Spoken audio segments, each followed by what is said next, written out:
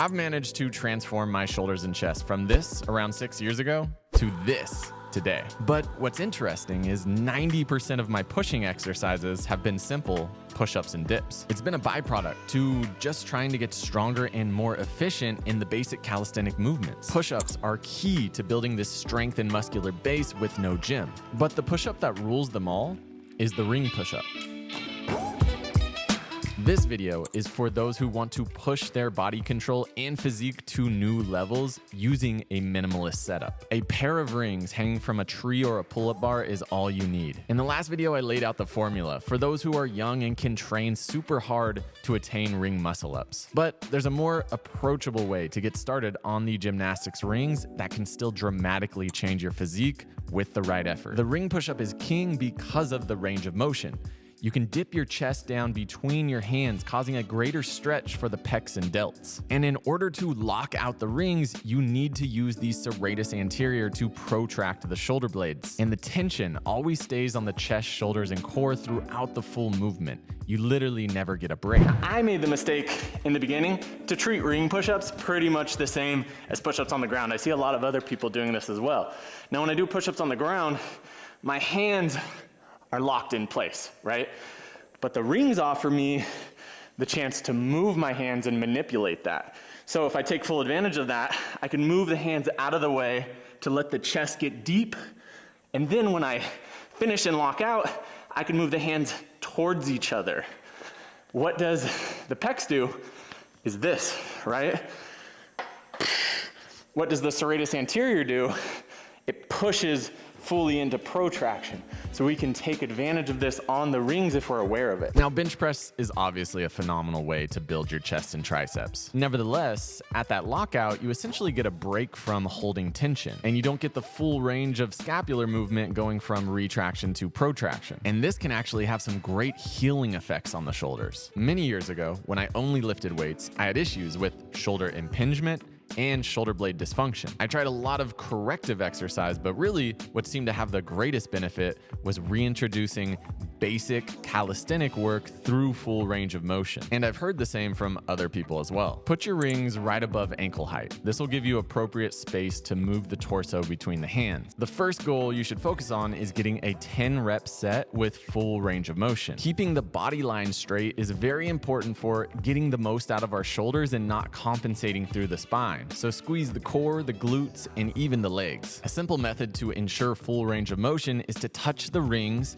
to the bicep or the shoulders in the down position and to touch the hands together in the up position. So the rings move 360 degrees, which means that I can play with the rotation of my wrist and shoulder, right? So what you'll see is at the bottom, if I'm maybe here internally rotated at the shoulder, as I come up, if I open my palms like this, then I externally rotate the shoulder, which is gonna be really good if you care about full range of motion and kind of getting those shoulder mechanic benefits. If you have any shoulder issues or past injuries, you may find that this is too intense of a range of motion to start with. And if that's the case, that's fine. Do what you can and make it a goal to build up to this full range. Because the rings can move, your hands and shoulders will move at the joint angles appropriate for your specific dimensions. You don't have to overthink this too much. But the rings are just unstable enough to kick on stability muscles surrounding the joint. Once you can do 3 sets of 10 here, you're ready for the next progression. So the rings are obviously elevated off the ground. This is what allows me to get my chest lower. But if you look at the angle of my body right here, I'm inclined, right? And this is causing me to take more weight into my feet, actually. So if we simply elevate the feet to the ring height or even higher, all of a sudden, now more of my weight is shifted into my upper body. Now I'm loading shoulders, chest, serratus, core way more than if I had my feet on the ground. Progression number 2 is to, once again, work up to 10 ring push-ups, now with the feet elevated. Remember to, once again, be aware of the body line. Because you're at this angle and forced to take more weight into the core, you may start to arch the lower back, which is just no good for shoulder mechanics or the rib cage. So here's the thing, if we want strength and muscular gains, then we need to be pushing ourselves hard, and we need to be flirting with failure. The great thing about push-ups is failure here is relatively safe. You can just simply drop your knees down. But more likely, you'll hit technical failure first, where your form just goes out the window. Check this rep. My back arches and my body shoots up like I'm doing the worm. You don't want to do too many of these bad reps, but pushing yourself to that limit may be where some of these gains occur. Speaking of gains, we got to ask ourselves, where do ring push-ups fall in our program? If you want to be a true minimalist and avoid doing ring dips, then the ring push-up can be your primary pushing exercise. In this case, I would do at least 4 to 5 sets, and I'd work up to progression number 3 that I'm about to share here in a moment. If you're doing the formula routine,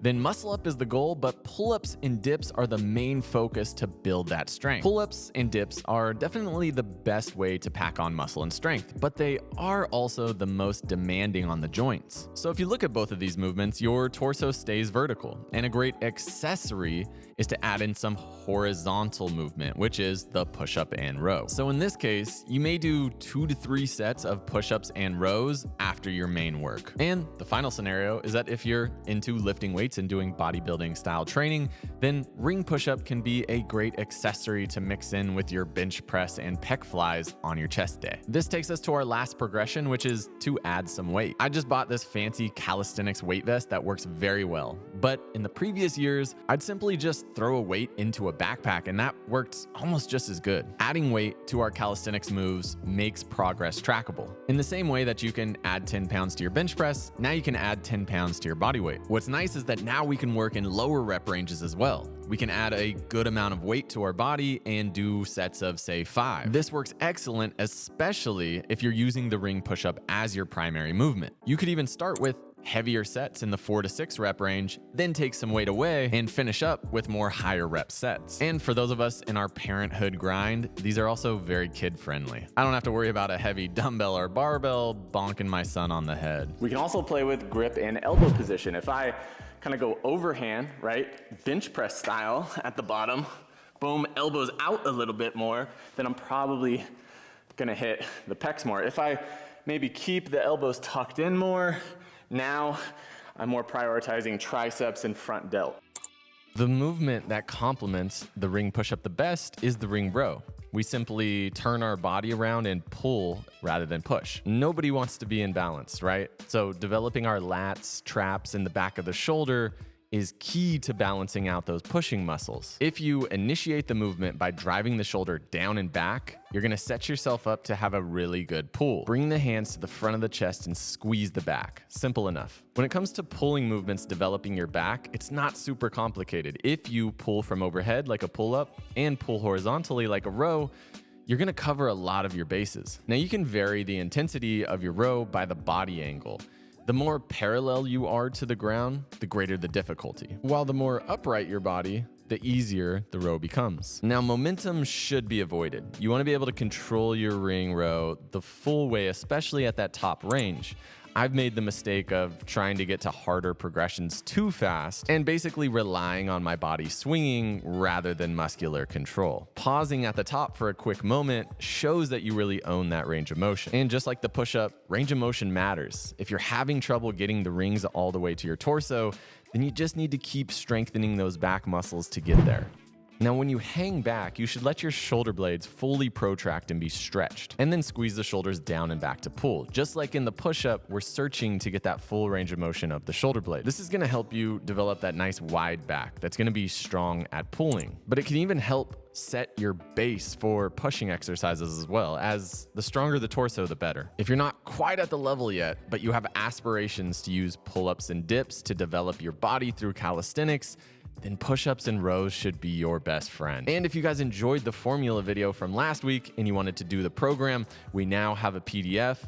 Just head to that video, check out the pinned comment.